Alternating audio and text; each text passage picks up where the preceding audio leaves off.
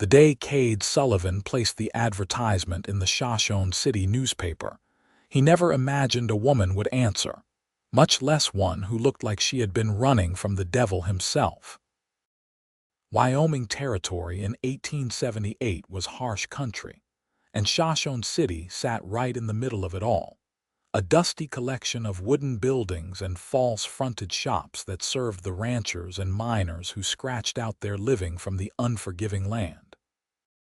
Kade had been running his cattle ranch alone for 3 years now, ever since his father died and his younger sister married and moved to California. The isolation had carved lines into his 32-year-old face that made him look older, and the silence of the ranch house at night had become so loud it kept him awake. He needed help. The ranch was too much for one man to handle properly. He needed someone to cook, clean, tend the vegetable garden, and handle the chickens while he worked the cattle and horses. He had specified in his advertisement that he was looking for a housekeeper, offering fair wages and a private room in the ranch house. What he got was Eliza Langford. She arrived on a Tuesday afternoon in late May, stepping down from the stagecoach with a single worn carpetbag clutched in both hands. Kade had ridden into town to pick up supplies and decided to check if anyone had responded to his advertisement, which had been running for 2 weeks. The stagecoach driver pointed her out before Kade even made it to the newspaper office. "That woman there asked about the Sullivan Ranch," the driver said, tobacco juice staining the corner of his mouth. "Didn't say much else. Nervous as a long-tailed cat in a room full of rocking chairs." Kade studied her from a distance first. She was young, maybe 24 or 25, with dark blonde hair pulled back severely from her face. Even from where he stood, he could see how thin she was, her dress hanging loose on her frame. But what struck him most was the way she held herself, shoulders hunched slightly forward, eyes darting around the street like she expected something terrible to appear at any moment. He approached slowly, removing his hat as he drew near. "Excuse me, madam," he said in his normal voice, a deep baritone that carried well across open range. She jumped like he had fired a gun, spinning to face him with wide eyes. Her face went pale, and she took 2 quick steps backward, nearly tripping over her own carpetbag. Kade froze, confused and alarmed. He held up both hands, showing he meant no harm. "I am sorry," he said, much more quietly this time. "I did not mean to startle you. Are you looking for the Sullivan Ranch?" She stared at him for a long moment, her chest rising and falling rapidly. Up close, he could see bruises on her wrists, fading yellow-green marks that spoke of rough handling. Her eyes were a striking green, but they held a wariness that made his heart ache. "Yes," she finally whispered, her voice barely audible. "The advertisement for a housekeeper." "I am Kade Sullivan. I placed that advertisement." He kept his voice low and gentle, the same tone he used with skittish horses. "You are interested in the position?" "Yes, sir." She did not quite meet his eyes, looking instead at a point somewhere near his left shoulder. "What is your name?" "Eliza Langford." "Do you have experience with housekeeping, Miss Langford?" "Yes, sir. I can cook and clean. I know how to preserve food, tend a garden, and care for chickens. I can sew and do laundry." "That sounds just about perfect." Kade kept his distance, noticing how she seemed to relax slightly when he did not move closer. "The ranch is about 5 miles outside of town. The pay is $20 a month plus room and board. You would have your own room with a door that locks from the inside. I work the cattle and horses, and I am gone most days from dawn until dusk. I need someone to handle the house and the smaller animals." Something flickered across her face when he mentioned the door that locked. Hope, maybe, or relief. "When would you need me to start?" she asked. Would today be too soon? For the first time, she almost smiled. "Today would be just fine, sir." Kade loaded her carpet bag into his wagon alongside the supplies he had purchased. He helped her up onto the seat, careful not to touch her any more than necessary. She sat as far from him as possible without falling off the wagon, her hands folded tightly in her lap. The ride out to the ranch was mostly silent. Kade tried making conversation a few times, asking where she was from and how long she had been in Shoshone City. Each question made her tense up, her answers short and vague.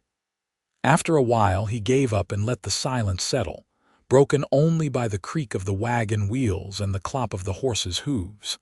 The Sullivan Ranch spread across a valley with good grass and a creek that ran year-round. The house was sturdy, built from thick logs with a stone chimney. It was not fancy, but it was well-maintained and larger than most ranch houses, with 4 rooms plus a kitchen. Kade's father had built it with the intention of filling it with children and grandchildren, but that dream had died with him. Kade pulled the wagon up to the front of the house and climbed down. Eliza sat frozen on the seat, staring at the house like she could not quite believe it was real.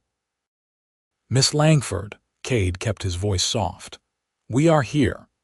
She blinked and seemed to come back to herself.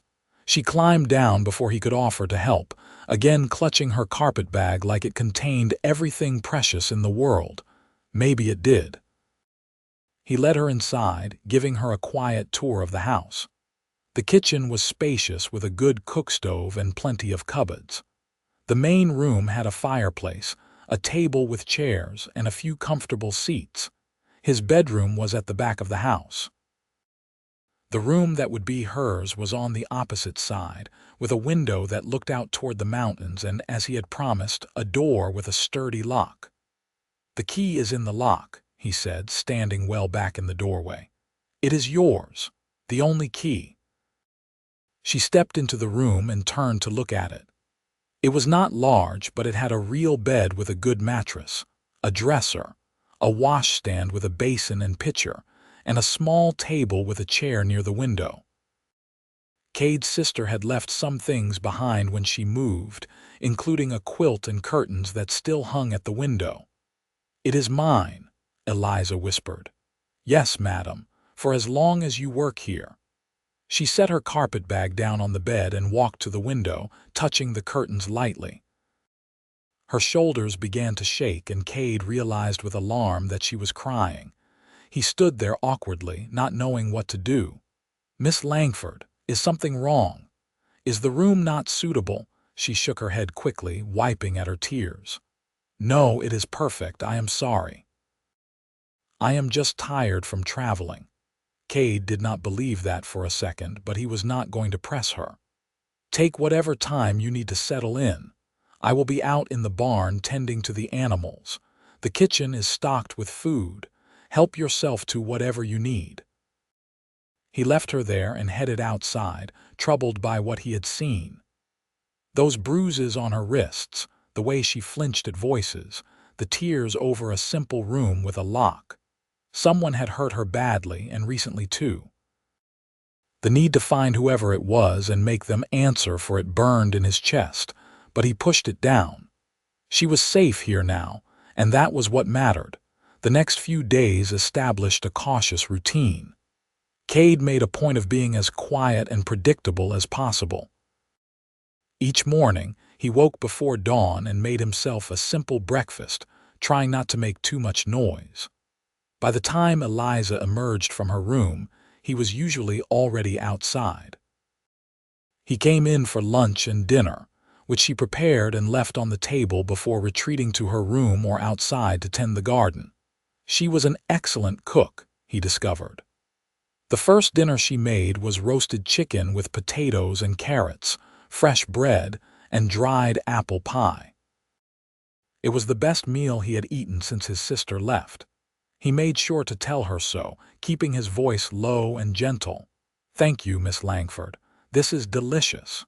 She had been standing near the kitchen, ready to flee. His quiet compliment made her pause.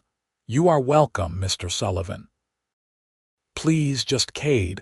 We are not formal people out here," Kade, she repeated softly, testing out his name.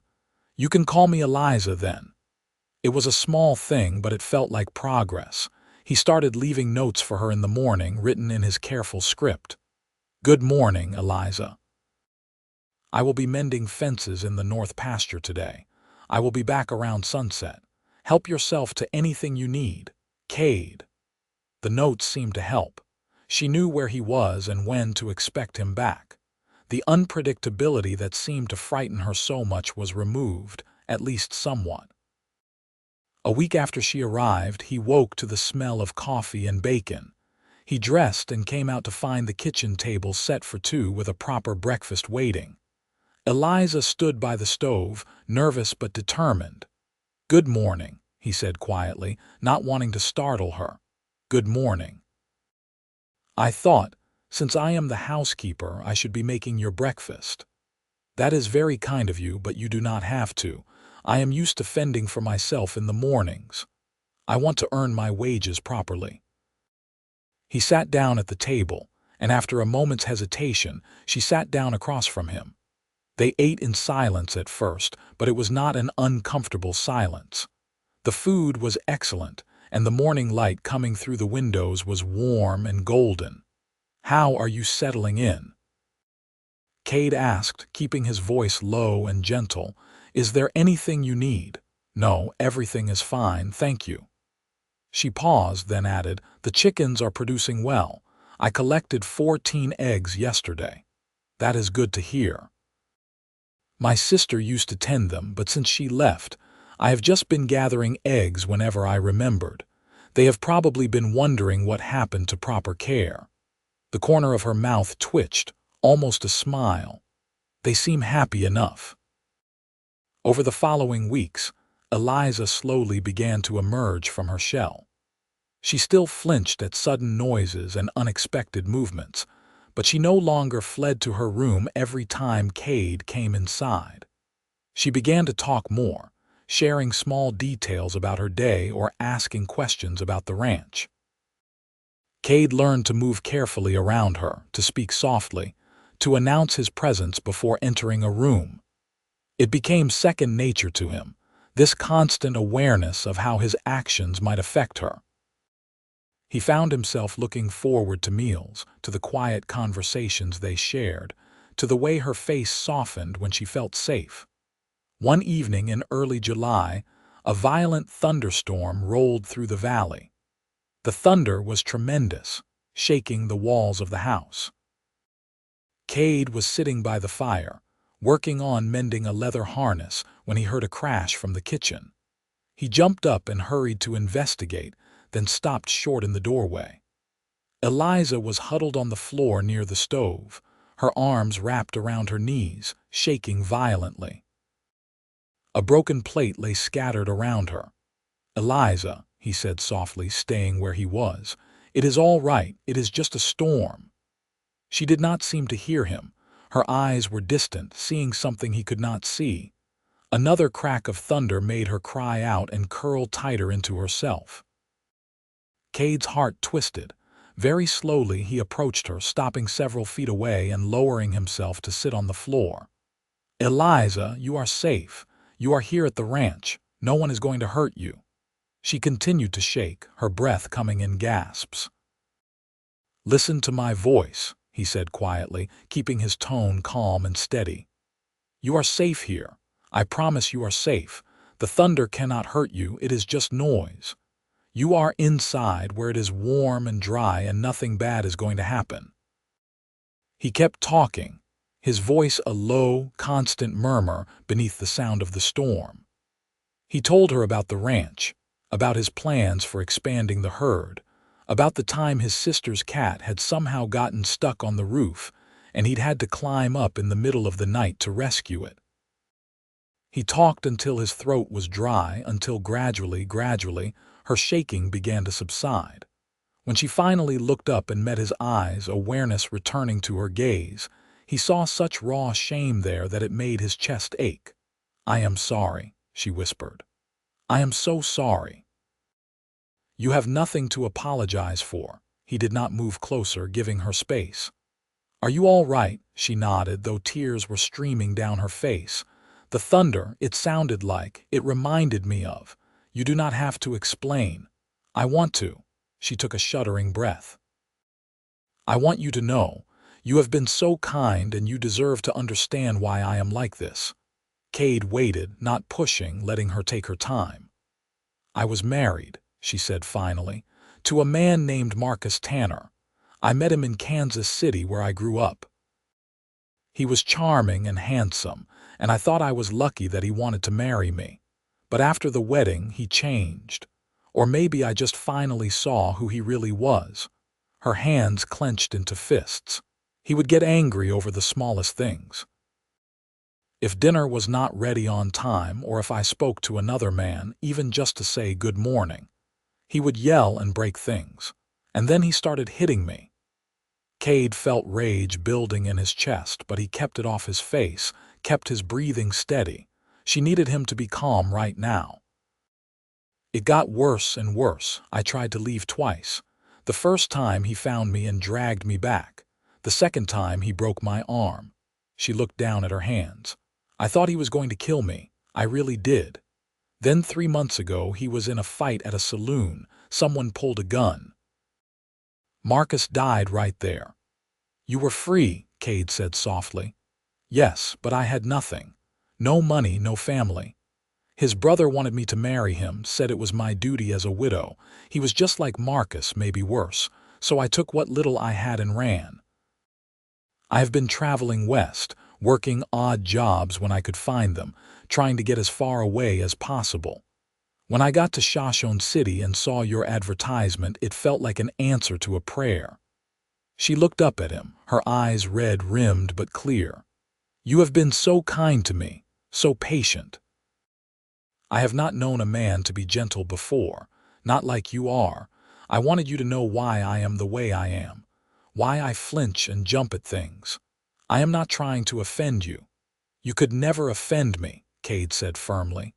"What your husband did to you, what he put you through, that was evil. You survived it. That makes you stronger than you know. I do not feel strong. Strength is not about being unafraid. It is about being afraid and doing what you need to do anyway. You left. You traveled across the country alone. You kept going even when things were hard. That is strength, Eliza." She stared at him for a long moment, something shifting in her expression. "Thank you," she whispered, "for understanding." "Come on," he said gently. "Let me help you clean up this plate and then you should rest. The storm will pass soon." They cleaned up the broken plate together, working in companionable silence. The thunder was already growing more distant, the storm moving on across the plains. When the kitchen was clean, Eliza retreated to her room and Kade went back to his chair by the fire. But everything had changed. He could feel it in the air, in the new understanding between them. She trusted him now, at least a little, and he knew with absolute certainty that he would do everything in his power to make sure she was never hurt again.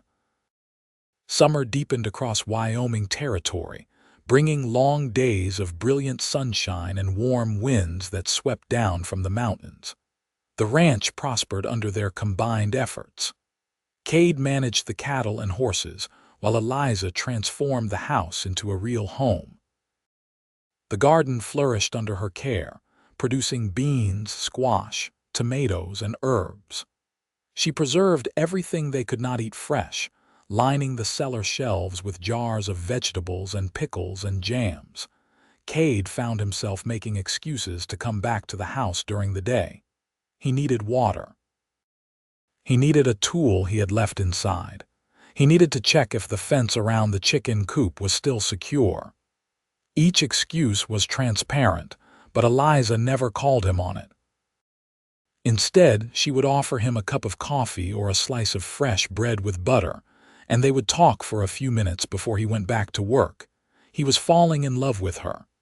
He knew it, though he tried to deny it to himself. He loved the way she hummed while she worked, loved her small smiles that came more and more frequently, loved the intelligence in her eyes and the strength he saw growing in her day by day. but he kept his feelings locked away. She had been hurt so badly by a man who was supposed to love her. The last thing she needed was another man making demands on her. Eliza, for her part, was beginning to feel things she had thought died forever under Marcus's fists. Kade was unlike any man she had ever known. He was patient and kind, yes, but he was also strong and capable. She watched him work with the horses, his movements confident and sure, and felt something warm unfurl in her chest. She noticed the way he always spoke softly around her, the way he moved carefully so as not to startle her, the way his eyes crinkled at the corners when she said something that amused him. She felt safe with him. More than that, she felt valued. He listened when she spoke, asked her opinions on things, thanked her for her work. He treated her like she mattered, like she was more than just a servant or a convenience. It was intoxicating and terrifying all at once. One afternoon in late August, Kade came back from town with a package wrapped in brown paper. He found Eliza in the garden, pulling weeds from around the tomato plants. She straightened when she saw him, shading her eyes against the sun. "Hello," she called out, no longer frightened by his sudden appearance. "You are back earlier than I expected. The business in town did not take as long as I thought." He held out the package. "I got something for you." "For me?" She climbed out of the garden, brushing dirt from her hands. "Why?" "Just because." She took the package, mystified, and carefully unwrapped it. Inside was a length of beautiful blue fabric, soft cotton printed with tiny white flowers. She gasped softly, running her fingers over it. "I noticed your dresses are getting worn," Kade said, suddenly nervous. "I thought you might like to make yourself something new. If the fabric is not to your liking, I can take it back and you can choose something different." "It is beautiful," Eliza said, and there were tears in her eyes again, but happy ones this time. "Thank you. You did not have to do this." "I wanted to." She looked up at him, and the expression on her face made his breath catch. "You are a good man, Kade Sullivan. I try to be." They stood there in the late afternoon sunshine, something passing between them that was too big for words. Then Eliza smiled, truly smiled, and it was like watching the sun break through clouds. "I will make a dress for church on Sundays," she said. "We should start going. People will talk if we do not. I have not been to church in months. Then it is time we both went." The following Sunday, they rode into Shoshone City together in the wagon. Eliza wearing her old dress but with her hair carefully arranged and a bonnet Kade's sister had left behind. The church was a simple white building at the edge of town, its bell ringing out across the dusty streets. As they walked in, Kade was aware of the curious glances from the other parishioners. He had been the subject of gossip since hiring a female housekeeper, he knew, but he had not cared.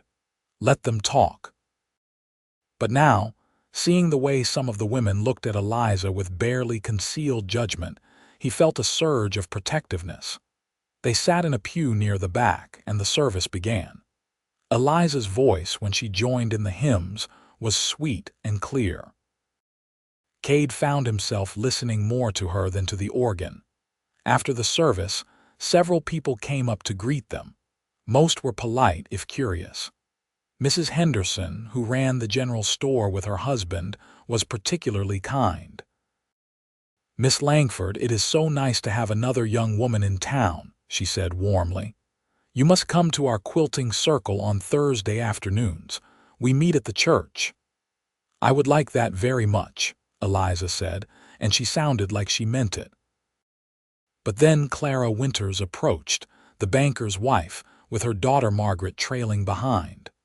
Clara had always thought her Margaret would make a good match for Kade, and she had made her disappointment clear when he showed no interest. "Mr. Sullivan," Clara said coolly. "What a surprise to see you at church, and with your housekeeper."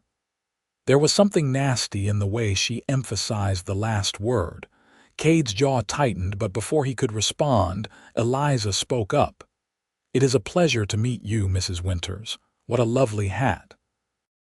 Clara blinked, thrown off by the genuine compliment. "Thank you. It is from San Francisco." "I thought it might be. The craftsmanship is exquisite." It was smoothly done, turning the conversation away from anything unpleasant.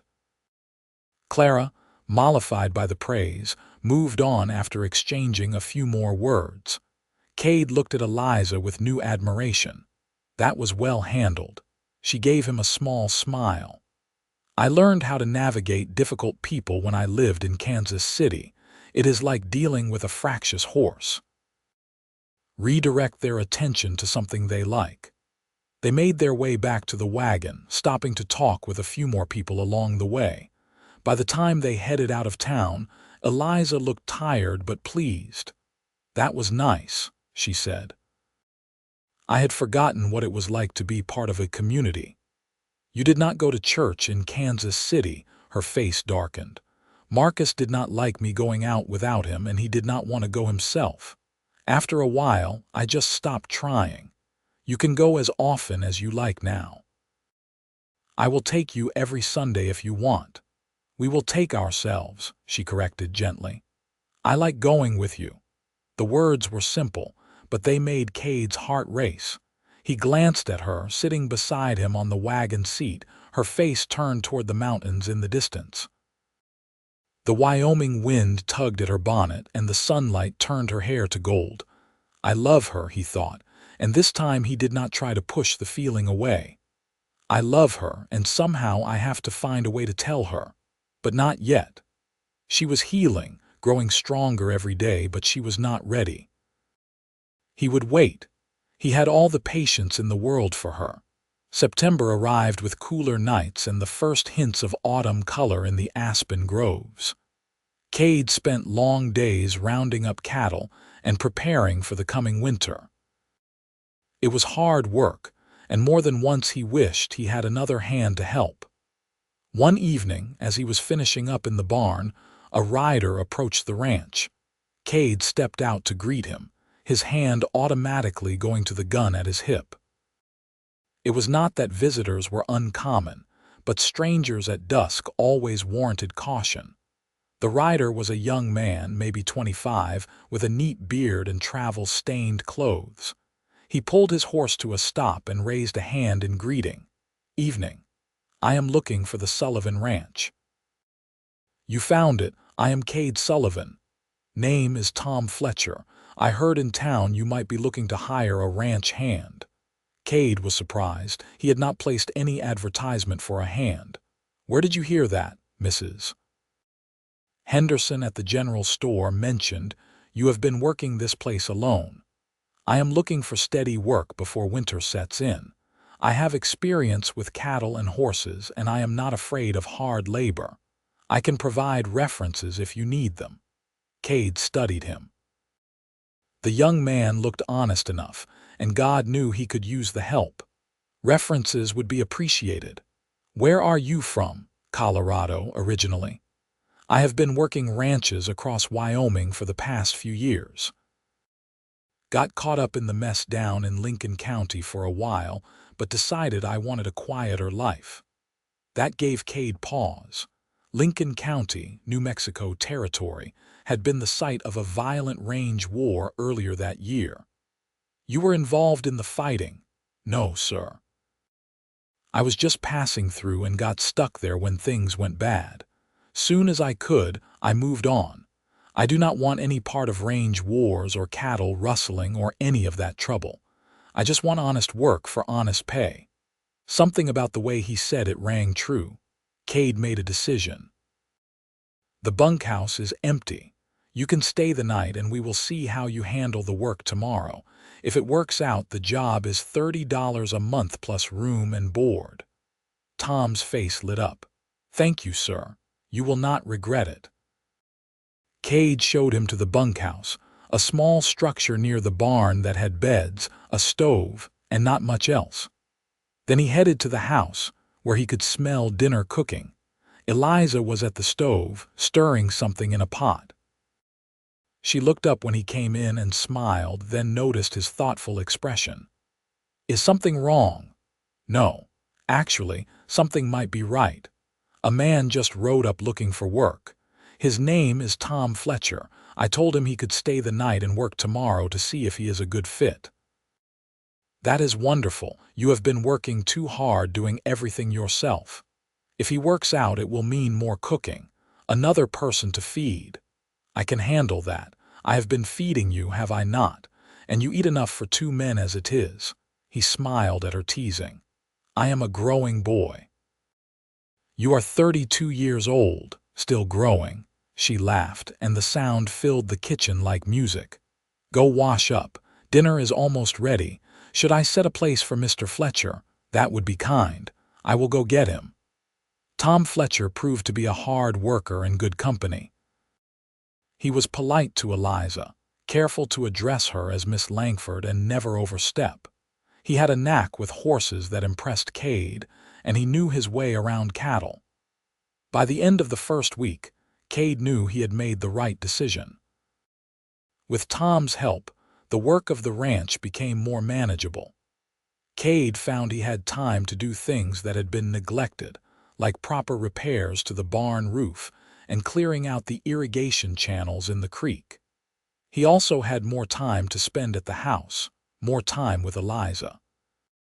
They fell into a comfortable rhythm, the 3 of them. Tom ate his meals with them, but then tactfully made himself scarce in the evenings, giving Kade and Eliza time alone. If he noticed the way Kade looked at Eliza, or the way her eyes followed Kade when he moved around the room, he was wise enough not to mention it. One October evening, after Tom had retired to the bunkhouse and the dishes were washed, Kade and Eliza sat by the fire. She was working on a sewing project, her needle flashing in the firelight. He was supposedly reading a week-old newspaper from Cheyenne, but he was mostly just watching her.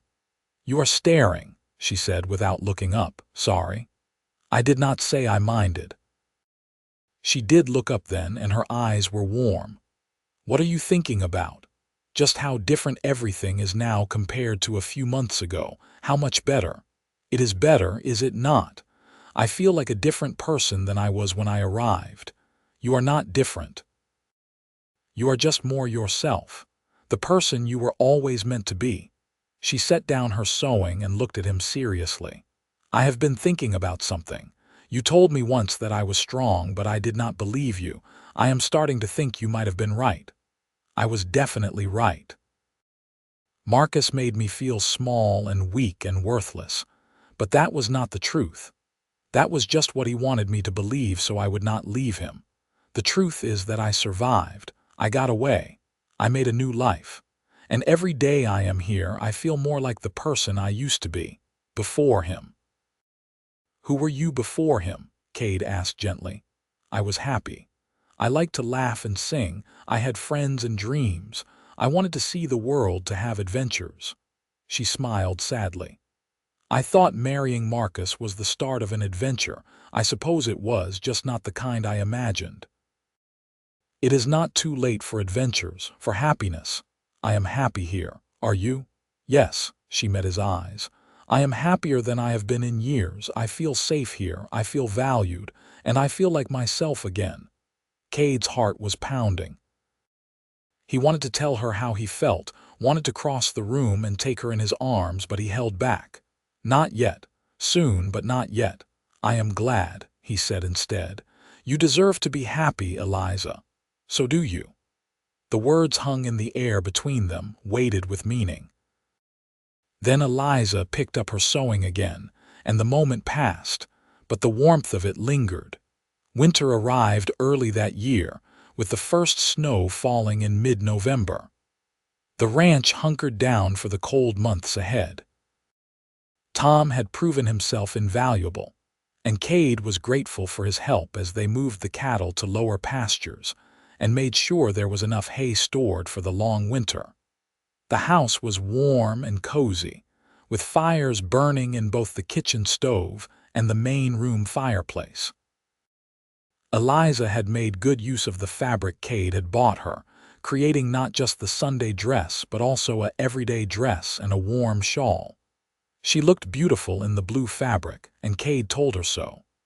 "You are going to make me vain with all your compliments," she said, but she was smiling.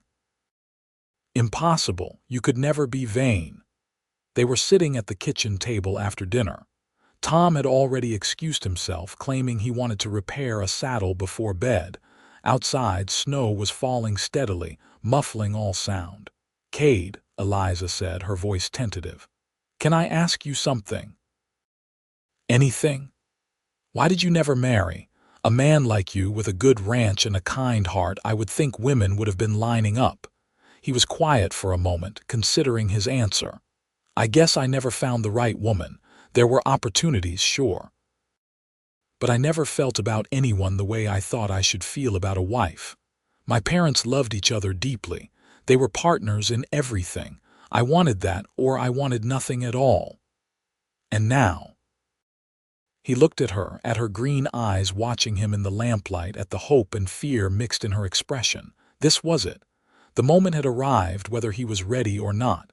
"Now I have found her," he said quietly, "but I do not know if she feels the same way." Eliza's breath caught. "Kade."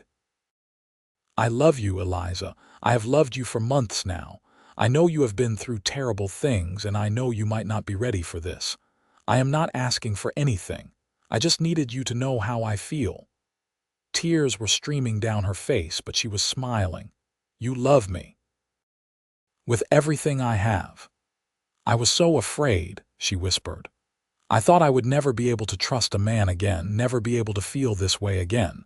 But you have been so patient, so kind. You never pushed, never demanded. You just waited and let me heal. And somewhere along the way, I fell in love with you too." Kade stood up slowly and held out his hand. She took it, letting him draw her to her feet. He reached up carefully and brushed a tear from her cheek. "May I kiss you?" he asked softly. "Yes," she breathed. "Please." He kissed her gently, reverently, like she was something precious and fragile. Her lips were soft under his, and when she sighed and leaned into him, it was the sweetest thing he had ever felt. The kiss was tender and full of promise, a beginning rather than an ending. When they finally pulled apart, they were both smiling. "I want to marry you," Kade said, "but only when you are ready. There is no rush, we have all the time in the world." "I want to marry you too," Eliza said, "but you are right. I need a little more time. I need to be sure I am doing this for the right reasons, because I love you and want to be your wife, not because I need a protector or a home." "I understand, and I will wait as long as you need." They stood there in the quiet kitchen, holding each other, listening to the snow whisper against the windows. Outside, winter was settling over the land. Inside, something new and wonderful was beginning. The winter months passed in a glow of quiet happiness.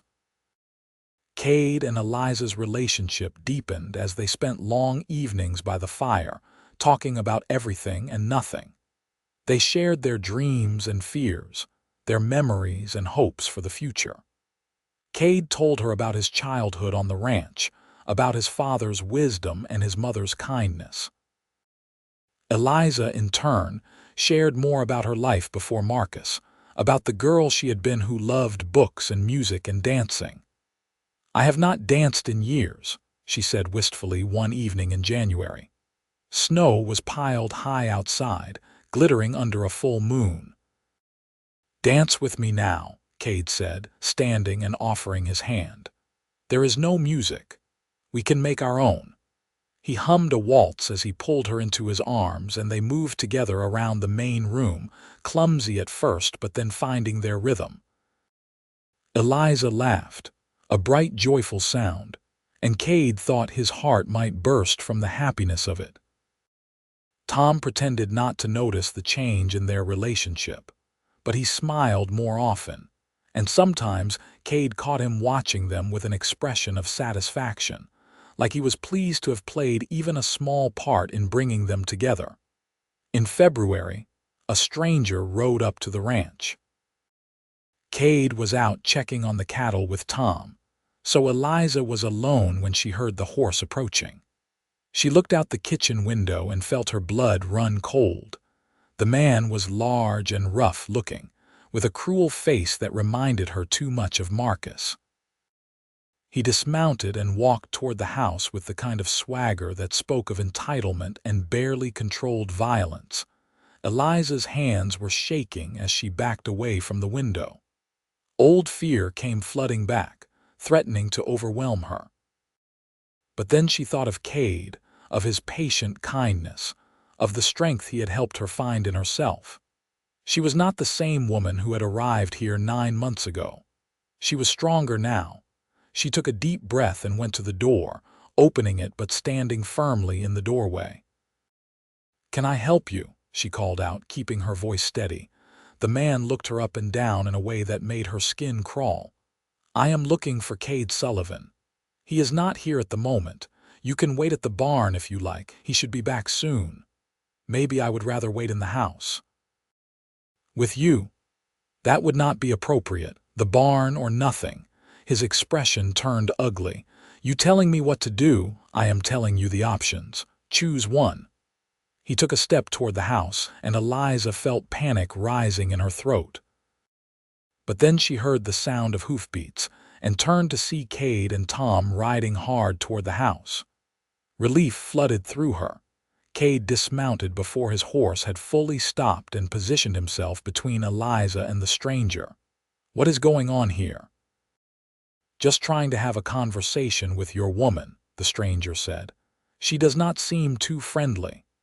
"Miss Langford is not required to be friendly to men who show up uninvited. State your business or leave." "I am looking to buy cattle. Heard you might have some to sell." "I do not sell to people I do not know, and I do not appreciate you frightening my housekeeper.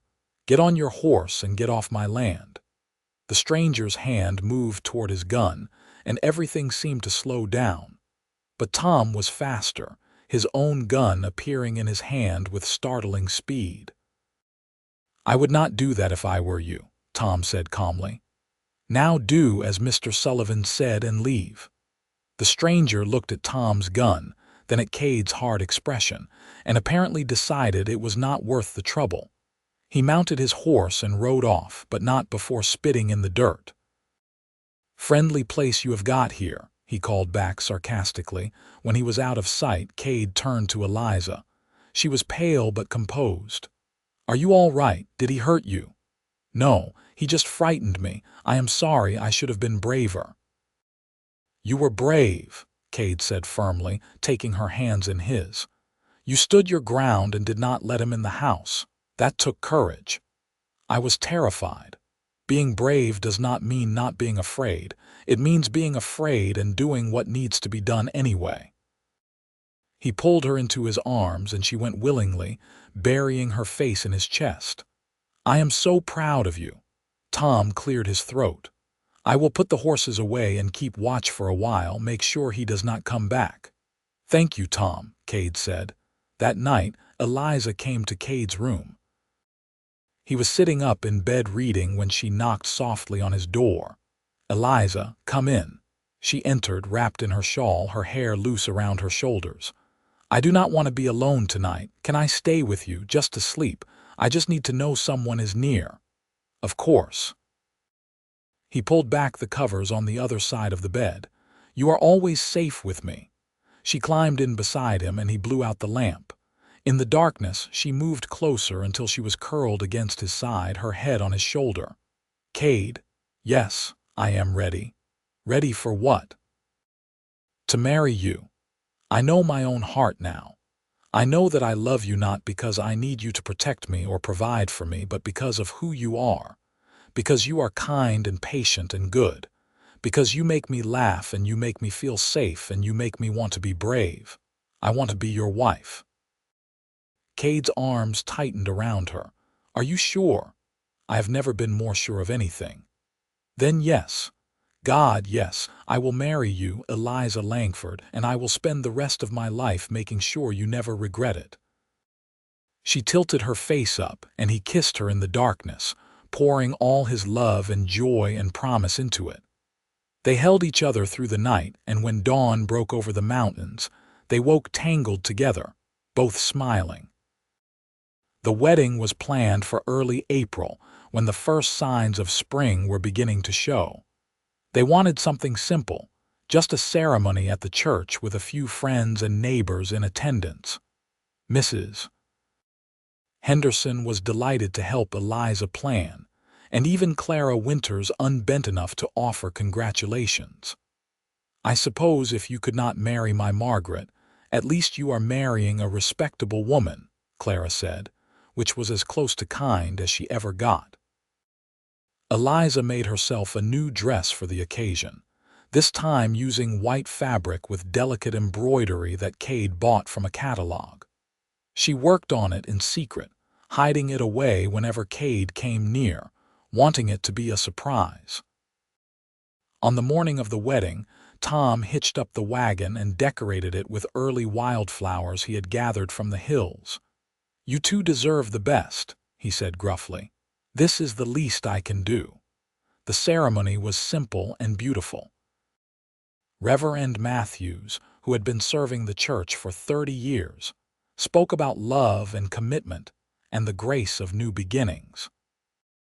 Eliza stood beside Kade in her white dress, and when the Reverend pronounced them husband and wife, Kade kissed her with such tenderness that several of the women in attendance had to dab at their eyes. Afterward, there was a small celebration at the church hall. Mrs. Henderson had organized the women of the quilting circle to provide food, and someone had brought a fiddle. There was music and dancing and laughter, and Eliza felt so full of joy she thought she might float away. Late in the afternoon, Kade and Eliza climbed back into their decorated wagon and headed home. Tom had tactfully offered to stay in town for the night, giving them privacy. "Mrs. Sullivan," Kade said as they drove, testing out her new name. "Mr. Sullivan," she replied, her eyes sparkling. "I like the sound of that." "So do I." The ranch looked beautiful in the spring twilight, the last light gilding the mountains and turning the sky shades of pink and gold. Kade helped Eliza down from the wagon and then, without warning, swept her up into his arms. "What are you doing?" She laughed. "Carrying my bride over the threshold. It is tradition." He carried her into the house, and that night they truly became husband and wife, their love expressed in whispers and gentle touches, and the joy of finally belonging completely to one another. The months that followed were the happiest either of them had ever known. The ranch continued to prosper under their combined efforts. Tom remained a valuable part of their small family, and they came to care for him as a brother.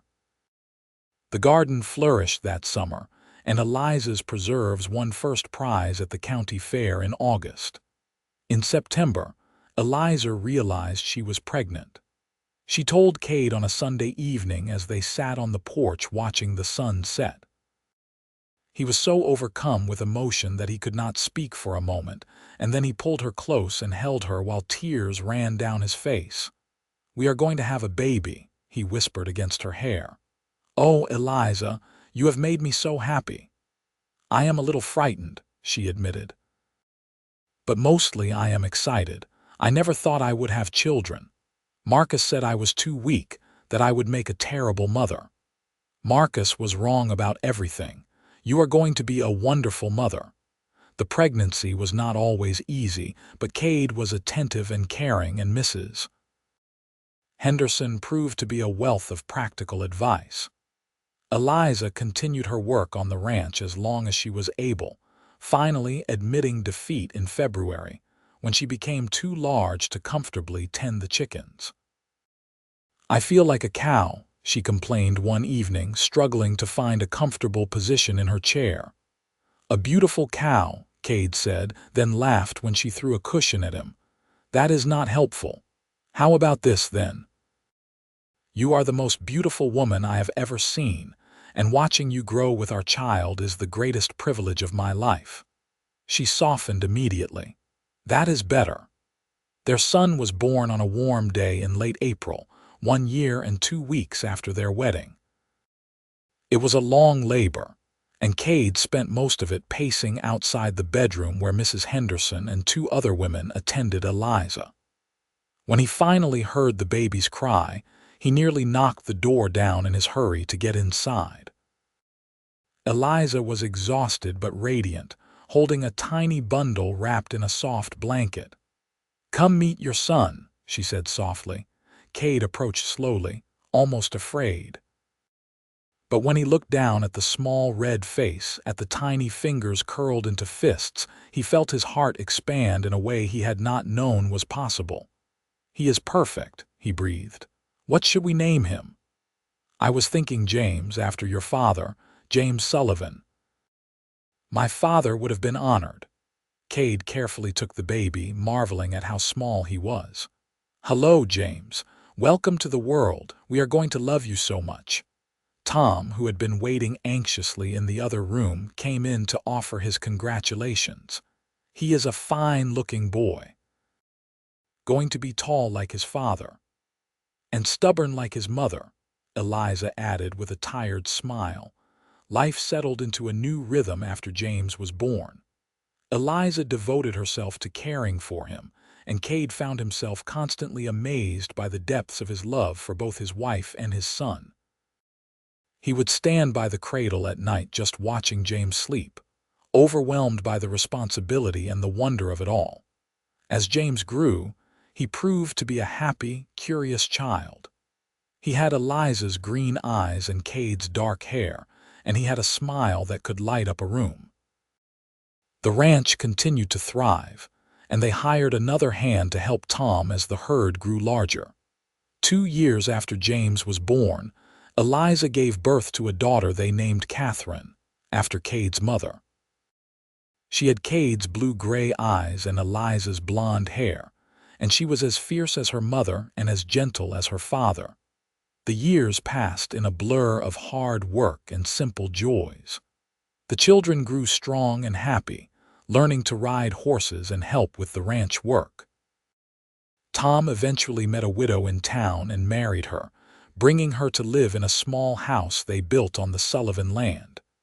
The ranch became a real community, a place of laughter and love. One evening when James was 8 and Catherine was 6, Kade and Eliza sat on the porch watching their children play in the yard. The sun was setting behind the mountains, painting the sky in brilliant colors. "You remember the day you arrived?" Kade asked, taking Eliza's hand. "How could I forget? I was so frightened, so broken, I never imagined I could be this happy. I knew from the first moment I saw you that you were special. I just had to be patient enough to let you see it too." Eliza leaned her head on his shoulder. "You saved me, you know. Not just from poverty or danger, but from the belief that I was not worthy of love. You showed me that I was strong, that I deserved happiness. You saved yourself. I just had the privilege of being there to witness it." They sat in comfortable silence, watching their children, listening to the sounds of the ranch settling down for the night. The house behind them was warm and full of life. The land around them was prosperous and well tended, and they had each other, which was the greatest blessing of all. "Tell me again," Eliza said softly. "Tell you what?" "That you love me." Kade turned to her and cupped her face in his hands, looking into her eyes with all the tenderness and devotion he felt. "I love you, Eliza Sullivan. I loved you from the moment you stepped down from that stagecoach, terrified and brave. I loved you when you flinched at my voice, and I loved you when you learned to trust me. I loved you when you stood up to that stranger at our door, and I loved you when you gave me our children. I love you more with every passing day, and I will love you until the day I die and beyond." Tears sparkled in her eyes, but she was smiling. "And I love you, Kade Sullivan. You are my home, my heart, my everything. You taught me that love does not have to hurt, that it can be gentle and kind and strong all at once. Thank you for your patience. Thank you for your whispers of kindness. Thank you for waiting until I could trust again." They kissed as the sun dipped below the horizon, and in the distance, an owl called out to welcome the night. James and Catherine came running up to the porch, demanding dinner and stories, and Kade and Eliza stood hand in hand to tend to their children. The years continued to unfold in a tapestry of seasons and memories. James grew into a fine young man, thoughtful and strong like his father. Catherine developed her mother's resilience and her father's kindness, becoming a force to be reckoned with in her own right. They had 2 more children over the years, another daughter named Sarah and a son named Michael, and the house that had once been so silent was always full of noise and laughter. The ranch prospered beyond anything Kade had imagined. With Tom's help and eventually James's as he grew older, they expanded their holdings and earned a reputation for quality cattle and fair dealing. Eliza became known throughout the county for her cooking and her kindness, always ready to help a neighbor in need. On their 20th wedding anniversary, Kade took Eliza back to Shoshone City and showed her the spot where they had first met. The town had grown larger, more prosperous, but the church where they had married still stood white and proud. 20 years, Eliza marveled. It seems like yesterday and a lifetime ago all at once. Do you have any regrets? Not a single one. Everything that happened before, all the pain and fear, it brought me here, to you, to our children, to this life. I would not change a moment of it, even the hard parts, even those. They taught me how to be strong. They taught me what real love looks like. Kade pulled a small box from his pocket. I got you something. Inside was a delicate gold locket. When she opened it, she found tiny photographs of their 4 children inside. Kade, it is beautiful. I wanted you to have something to remind you of what we built together, our family, our life. She clasped it around her neck, and they walked through the town together, hand in hand, greeting friends and neighbors.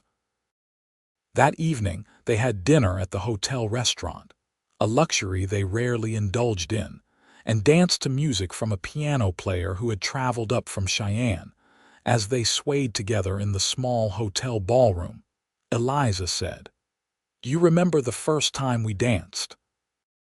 In our house with no music but your humming. I remember everything about us. Every moment is precious to me. We have been so blessed. We have. And we will continue to be for many years to come." They returned to the ranch late that night to find their children asleep, and Tom's wife Sarah had stayed with them, keeping watch. The house was peaceful and warm, and as they prepared for bed, Kade and Eliza fell into the comfortable routines of 20 years of marriage. But before they slept, Kade pulled Eliza close and whispered in the darkness, "Thank you for taking a chance on a lonely rancher who did not know how much he needed you. Thank you for being patient with a frightened woman who had forgotten how to trust," she whispered back. "Thank you for your gentle voice and your kind heart. Thank you for teaching me that love can heal." They fell asleep in each other's arms as they had every night for 20 years and would for many more years to come. The rest of their story unfolded as all good stories do, with laughter and tears, triumphs and challenges, but always with love at its center. James married a schoolteacher from Cheyenne and brought her home to the ranch, where they built their own house on Sullivan land and started a family. Catherine grew into a remarkable woman who became a teacher herself, educating the children of Shoshone City and the surrounding ranches. Sarah and Michael grew and found their own paths, but they always came home to the ranch, drawn by the love and warmth that permeated every corner of the property. Kade and Eliza grew old together, their hair turning silver, their hands becoming lined with age, but their love never diminishing. They spent their later years surrounded by children and grandchildren, the house always full of life and joy. On a warm summer evening, when Kade was 70 and Eliza was 68, They sat on the porch as they had done thousands of times before.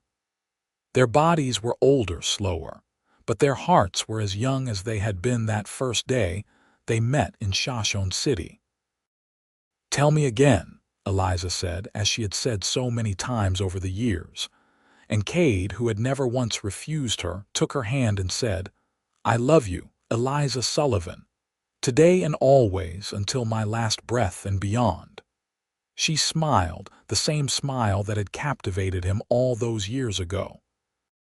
"And I love you, Kade Sullivan, my patient rancher, my gentle man, my everything." They sat together as the sun set over the Wyoming mountains, their children and grandchildren playing in the yard, the ranch prospering around them, and their hearts full of the kind of peace that comes only from a life well lived and a love truly earned.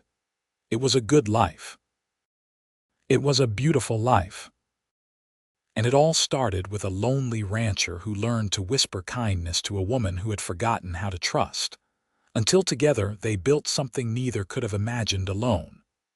A home, a family, and a love that would endure through all the years of their lives and be remembered long after they were gone. The whispers of kindness had become a legacy, passed down through generations, a reminder that patience and love can heal even the deepest wounds, and that sometimes the bravest thing a person can do is trust again after being broken. And in the end, that is what their story was truly about: the courage to love despite fear, the strength to trust despite pain, and the beautiful truth that with the right person, even the most wounded heart can learn to soar.